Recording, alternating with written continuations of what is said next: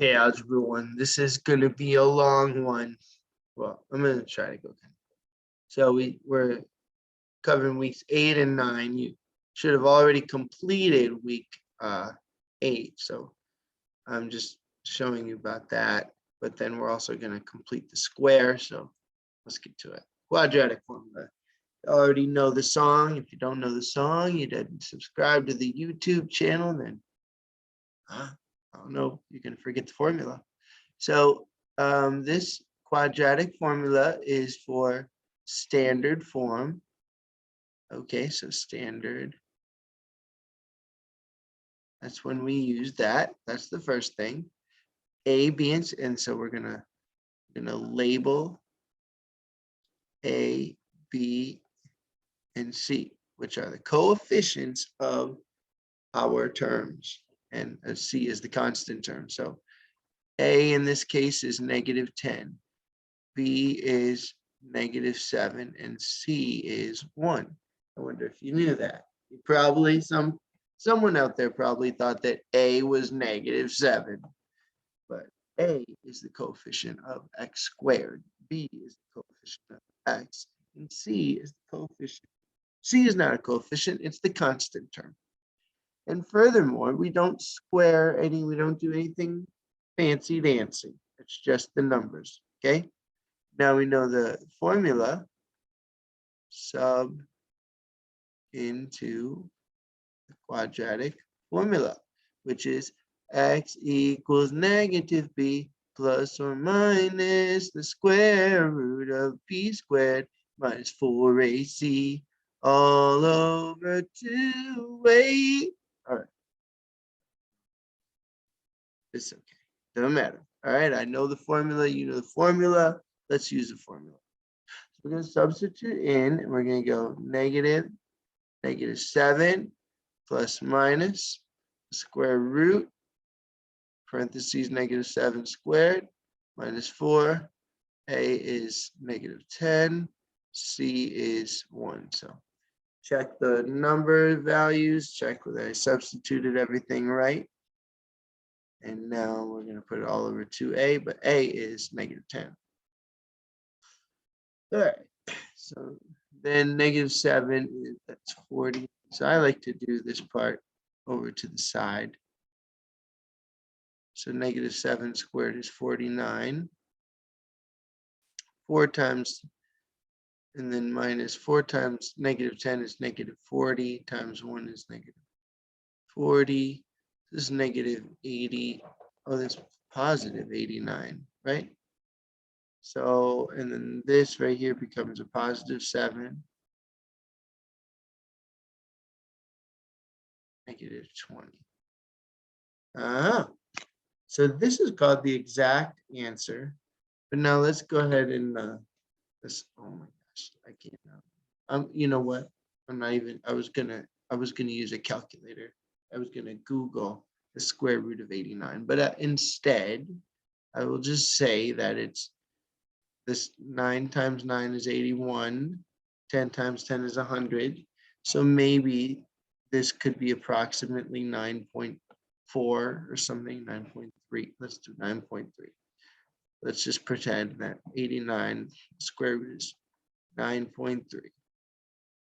And so this right here is called the exact answer. And can't go any further except to approximate. But now we would do 7 plus 9.3 over -20. 7 minus 9.3 over -20. We would do that, and that would be 16.3, 20, and then that would be 2.3. You know, and then we get our values, and those would be our approximate answers.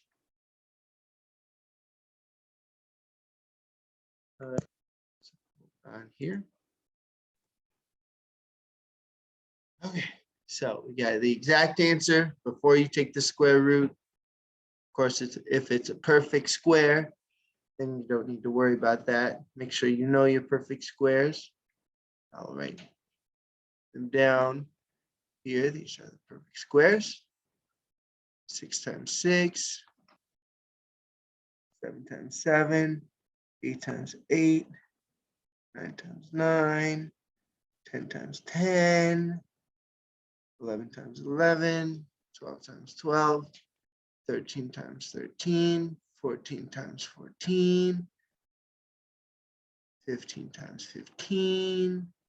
That's good. All right, so that's the quadratic formula. Number of solutions. So the x-intercepts are the solutions, and the discriminant is the b squared minus 4ac part. If the b squared minus 4ac, it could be positive, negative, or 0. If it's positive, that implies that there are two solutions, SOLs. It's my abbreviation for solutions. If it's negative, that implies that there are no real solutions. Imaginary solutions, yes, but that is algebra 2. And if the discriminant is 0, that actually means there's one solution.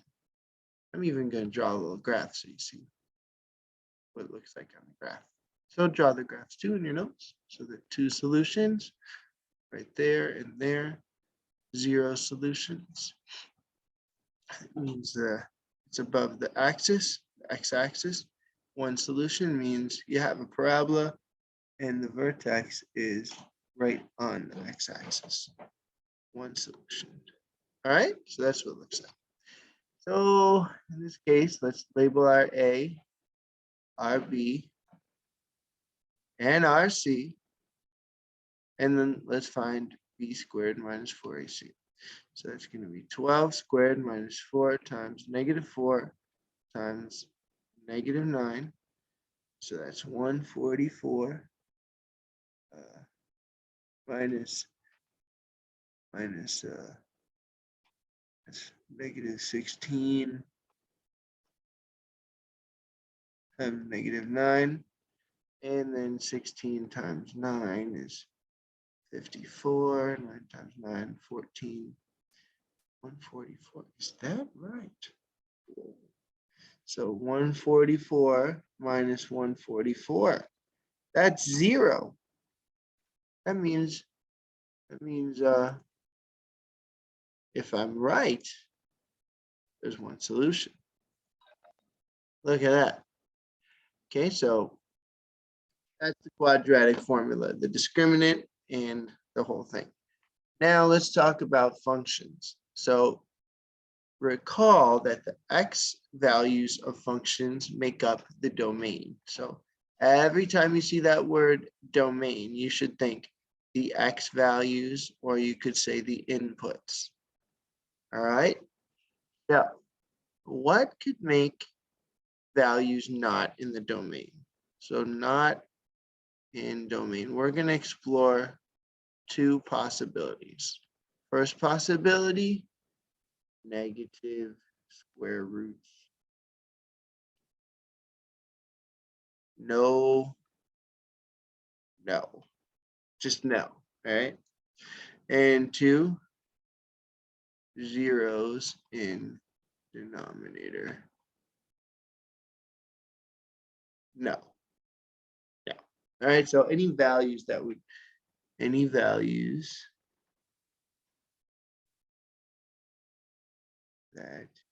create are not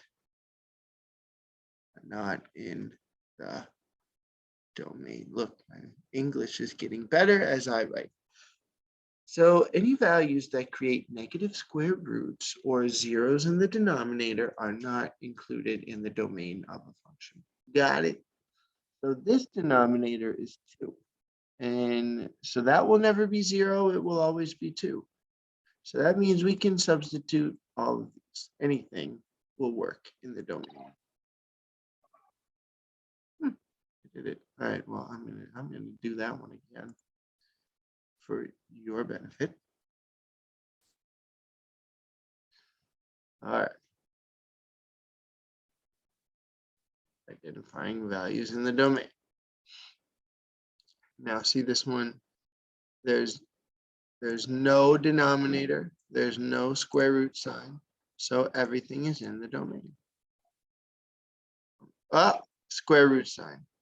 Okay, so in this square root, what we want to do is set the inside greater than 0 or equal to, because we know that if it was negative, it would be less than 0.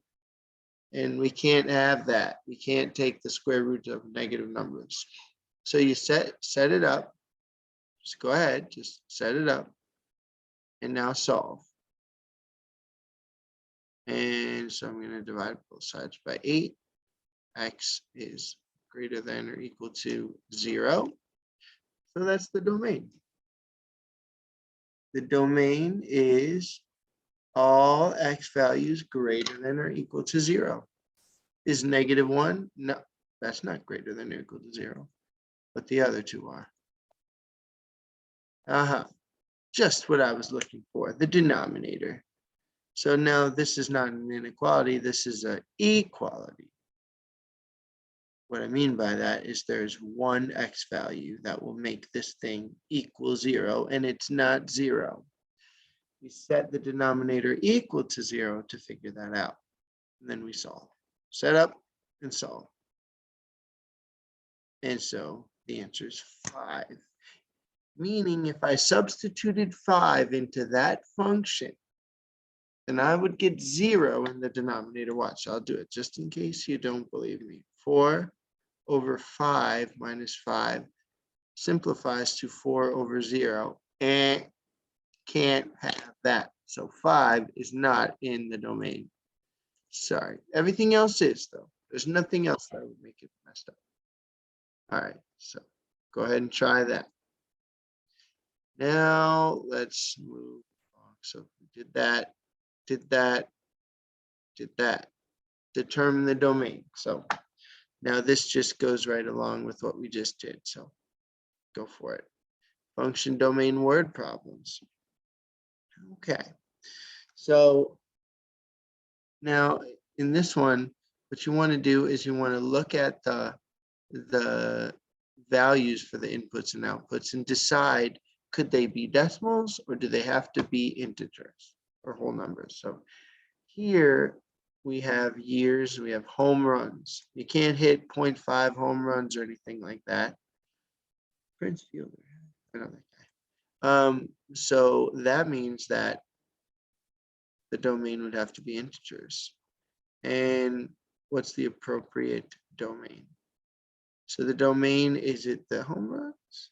Actually, the domain is the Y.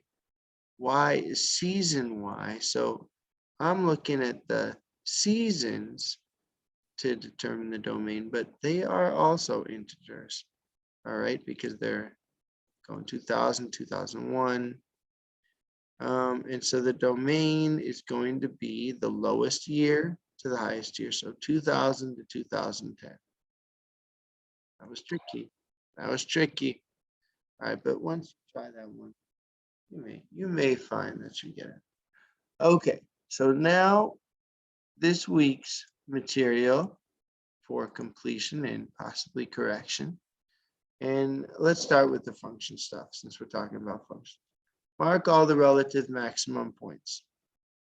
So relative maximum means it is the highest or lowest point, at least in its area. So, oh my. Oh, I can't really mark that. I can mark that. Oh, the relative maximum. They give me a little hint there. So this is the highest point of the function, but this is a high point in its area. Mark all the relative minimum. So this is actually, write this down. It's called that. Absolute minimum. Right? Because there's nothing on the graph lower than this. But we're also going to call it the relative minimum. So it's both. So relative means it's the lowest point or the lowest point in its region. Well, the lowest point in its region. And if it is the lowest point on the graph, it's also called absolute. But this assignment is only about relative. All right, so go ahead and give that a try.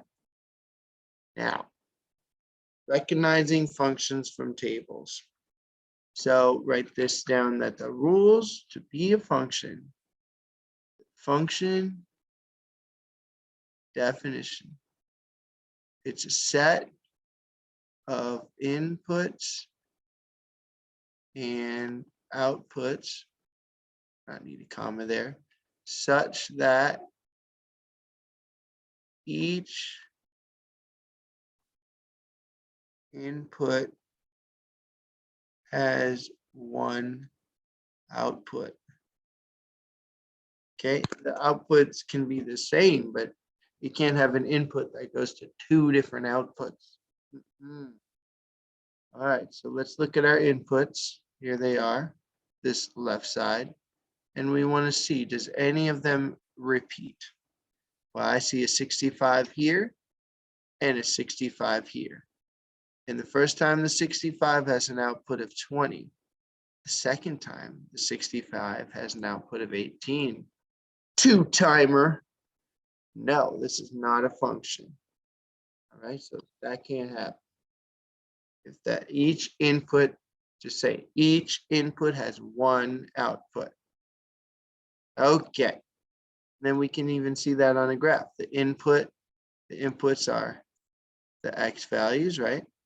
So go along your x-axis and you only want to see one blue dot when you look up and down. Blue dot. Oh, look at this. At 5. 5 is like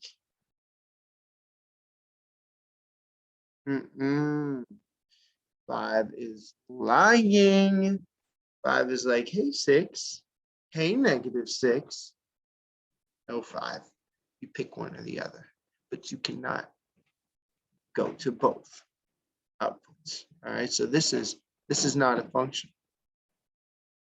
Let's see if we can get. All right. Sorry that both of my examples were not functions, but they both had inputs that went to two outputs. Okay, so now the last one, and I'm not gonna make you guys do this one this week, but I am gonna make you do this one this week. Okay, so completing the square. Completing the square. What this means is we are going to kind of move this into vertex form. Okay, so what we're going to do is a process. My equal sign is not writing. Okay, thank you. X squared minus 10x plus 10. So the first step is get C term on other side. All right, so then I'm going to write the C term, this one, over on the other side. Then I'm going to add b squared over 2a. Wait, b squared over 2, sorry. 2b over 2 squared, sorry. To both sides. I know you're probably like, why would I do that? And I'm going to explain. So b is -10, so go ahead and divide that by 2. You get -5. Now square that. It's 25. So we can add that to both sides, you know. Usually we add things to both sides to cancel things out, but hey, doesn't have to be that way. You can add anything to both sides. That's the power of algebra. And now, watch this. Factor the trinomial. The reason we did that is because this trinomial is a perfect square. Remember those?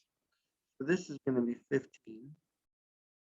And then this is going to be 5 plus 5, or negative 5. Negative 5, x minus 5 times x minus 5. So why did we want to get a perfect square trinomial? Because now what can we do to both sides? We can take the square root. All right. And so I wonder if you remember doing this. We did that. Square root of 15 plus minus. All right. And so x minus 5 equals square root of 15 minus, and then negative root 15 is also equal to x minus 5. And so negative root 15 plus 5 is one value, and positive root 15 plus 5. So those are the two solutions. Okay, so what does that look like here? Negative 5 plus or minus root 15. And and then we can rewrite the equation by completing the square. So that would be, what would that be? That would be x minus 5 squared. And then I guess I'm going to write the 15 minus 15 if I kept it all on the same side. Let's just click. Look, I got that right. And then, okay, 15 equals. So that's that. So I wrote the minus 15 on that side. They want you to write the 15 on that side. No problemo. I actually did it right. Equation. Okay, now for the grand finale, what we're gonna do is I'm gonna something so that I don't have to do it in class. I want to show you that completing the square one more time, just one more time. And I want you to write this down, and then I'll be done with the video. Okay, so equals 0. So I'm going to complete the square. Now I know what you're saying. There's no numbers except for that 2 exponent and that 0. It's okay. All right, but the first thing we got to do is we can't complete the square with the a value. So we have to divide everything by a. That gets rid of the a. All right, just kind of like the GCF, So now we have x squared plus b over ax plus c over a equals 0. So now I'm going to complete the square just like I did. So I'm going to get the c term over to the other side.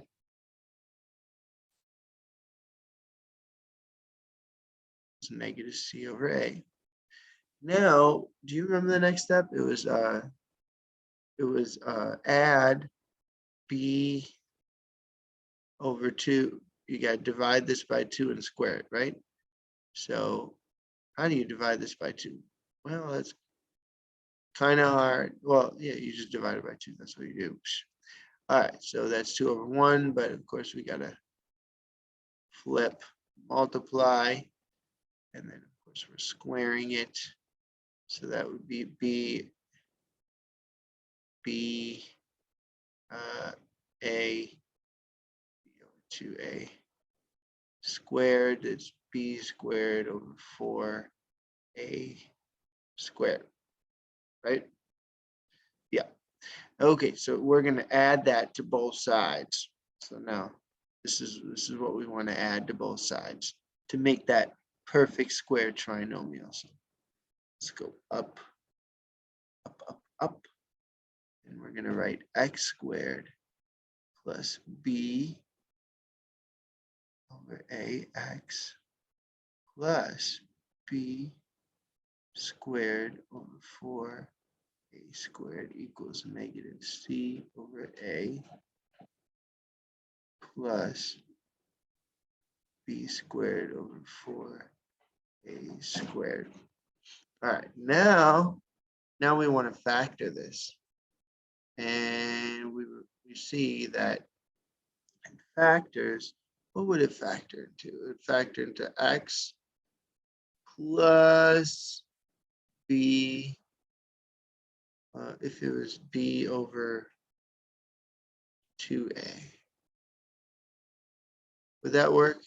Would that make b times b is b squared, and 2a times 2a is 2a squared, and then b over 2a is 1/2 BA, and so two of those make that. That's what it would be. All right, now over here, I want to get common denominators so I can add those fractions. So let's go ahead and we're going to multiply this one by a 4a. So that, right? Because all right, so then now it's going to be negative 4ac, and then the b squared. Now I can just write that over the top. 4a squared. There we go. All right, so now I can take the square root, right? Take the square root. Okay. So now I get x plus b over 2a equals, on top, negative 4ac plus b squared. And then this is a perfect square. That's 2a. Oh, look at that. Don't forget the plus minus. Just square rooted both sides now. All right, and now we want to get x by itself. So we're going to just subtract b over 2a from both sides. And we get x equals negative b over 2a plus minus the square root of, oh, hey, let's put that b squared first. And then the negative 4ac second. And then that's all over 2a. Hey, common denominators. Let's just write it as one big fraction. Negative b plus minus the square root b squared minus 4ac all over 2a. Oh, that's the quadratic formula. I'll see you guys in class.